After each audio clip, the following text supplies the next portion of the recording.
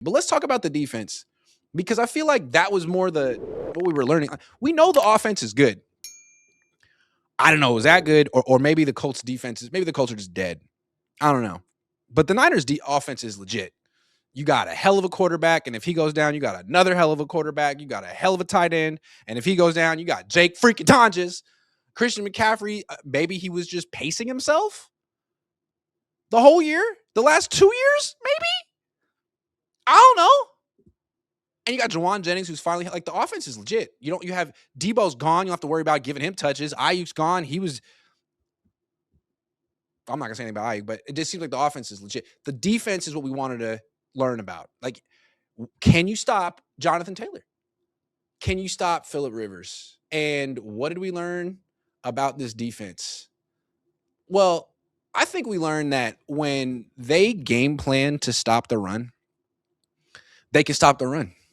Jonathan Taylor is as good as any running back in the league. Like, maybe Jahmyr Gibbs is better, like total package when you factor in receiving. But just someone to hand the ball off to on any down. You would think that Jonathan Taylor is the best. 16 carries, 46 yards, 2.9 yards per carry, long of 7, and a touchdown.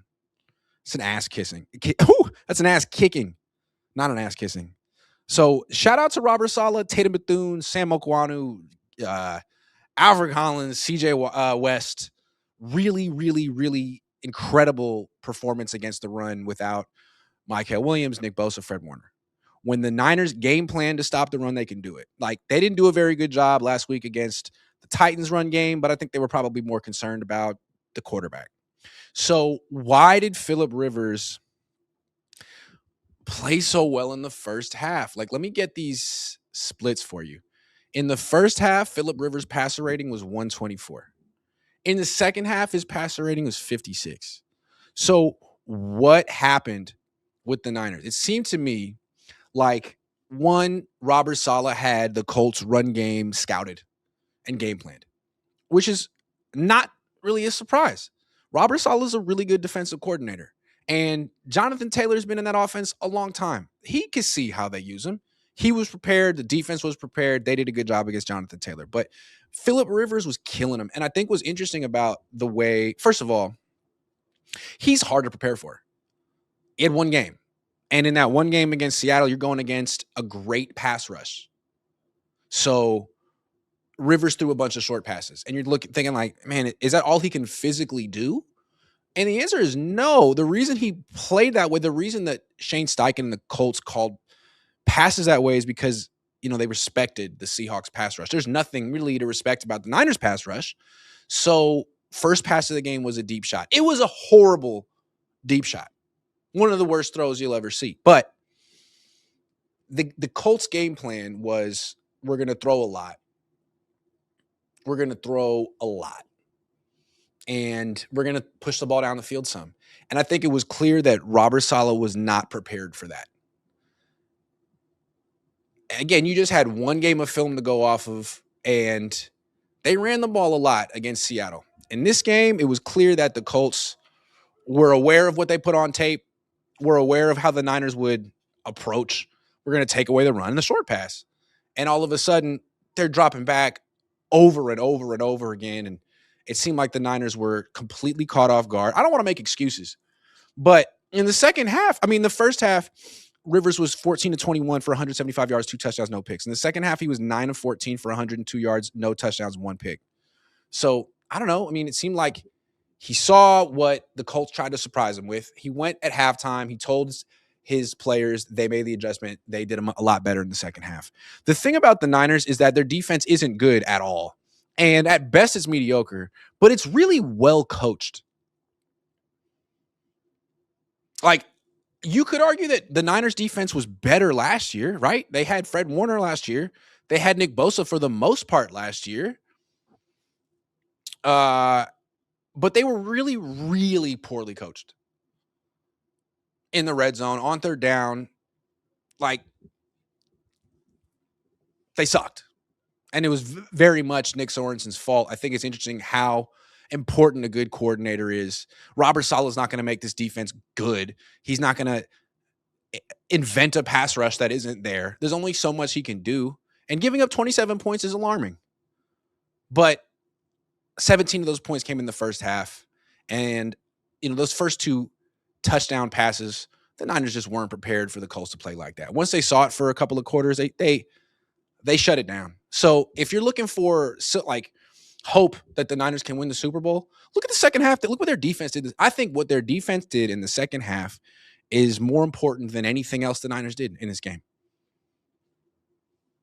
Like the offense dominated and Brock Purdy dominated. We've seen that before. We know he's capable of this.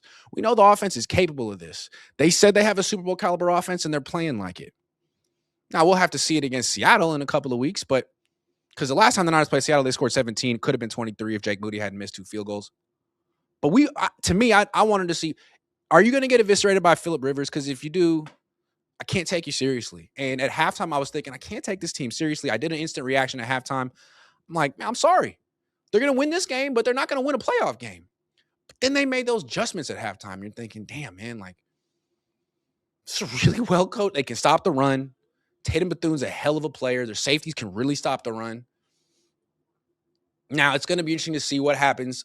Like next week against the Bears, I had imagined that Robert Saleh's game plan is going to be really good because he's going to have a whole season of tape to study with Ben Johnson and Caleb Williams. I would imagine.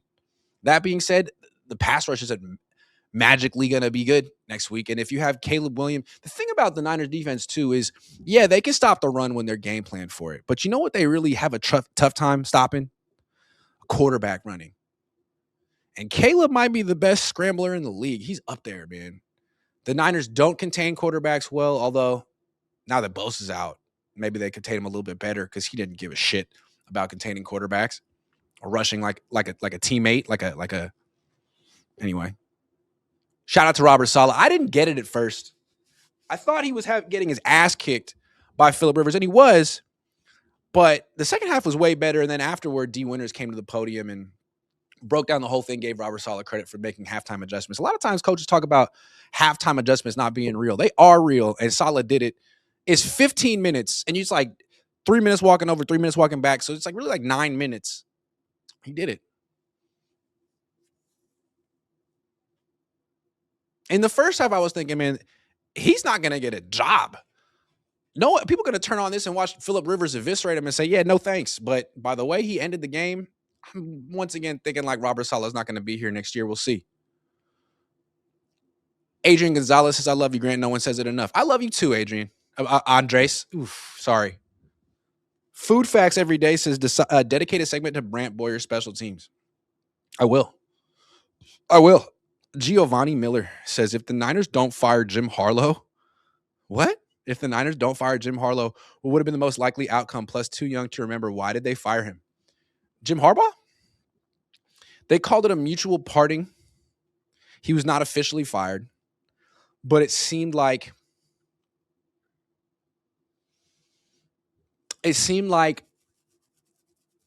oh man, why did they fire him? This was a long time ago. Well, they went to 3 straight NFC championship games. They had 1 down season. It seemed like Jed and Harbaugh and his GM didn't get along at all, as opposed to Kyle and John. Jim Harbaugh and Trent Baalke did not get along. They seemed like they were like at war with each other, and Jed sided with Baalke, which was one of the worst decisions he ever made. I also felt like the Harbaugh tenure was similar to the Shanahan tenure in the sense that he lost a Super Bowl too. He was a high-level loser, and I think Jed was trying to channel his inner Eddie D and say like, no, this isn't good enough. We don't hang NFC championship banners. This guy can't lead us to the promised land. I'm going to make a change. And I actually respected it at the time because you know how I feel about guys who, are high-level losers. Problem is he pivoted to Jim Tomsula, who's just a loser, a low-level loser. So that wasn't my idea. I would have hired Vic Fangio as the replacement. But that's what happened. And I think maybe part of the reason that Jed's been so patient with Kyle Shanahan is because he wasn't with Jim Harbaugh. Wolf Life Wild says, Brock Nando, Brock Young, Brock Montana, Brock Unitas, Propa says Niners need to bring back the striped socks from the 80s and 90s. Feel like I'm the only one that thinks about this kind of stuff, but it's true. You are the only one that thinks about that kind of stuff. Tone sweep the legs. Lokes says more Kittle, love the guy. Hope he'll be 100 for the next game. Talk about that in a minute. Mindful Naked says Shanny finally listens. Sky Moore's catch on offense. If the ball wasn't so low, he probably would have gotten some decent yak. I didn't want to toot my own horn, but who brought up Sky Moore? Me. Andre says, if the Niners claim number 1, do you consider them favorites? I don't know, man. They haven't done it yet. Let's see what happens. Propa says, Debo missing the playoffs with Moody is poetic. It is. Hog20 says, Shanahan carrying the defense makes me a believer. Okay. Sky Moore target says, Julian. Yeah, hell yeah. You're welcome, Sky. Propa says, everyone says hi, Grant, but nobody says how's Grant. That's so true. No one wants to know how I'm doing.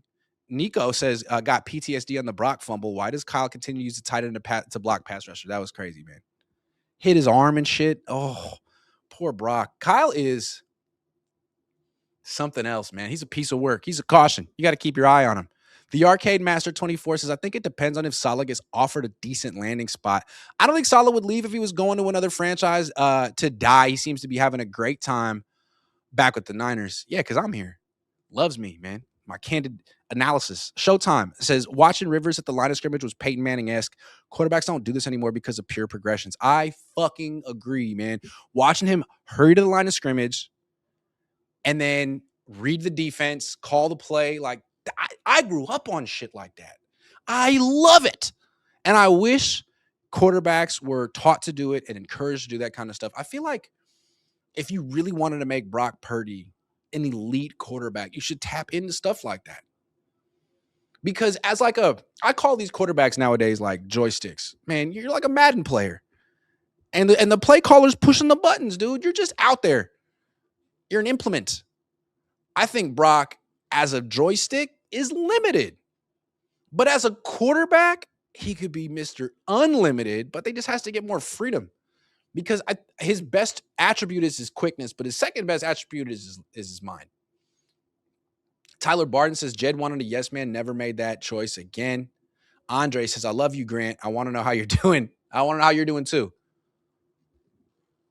Niners are like Oregon Ducks. Good offense, mid defense. I was thinking the same thing.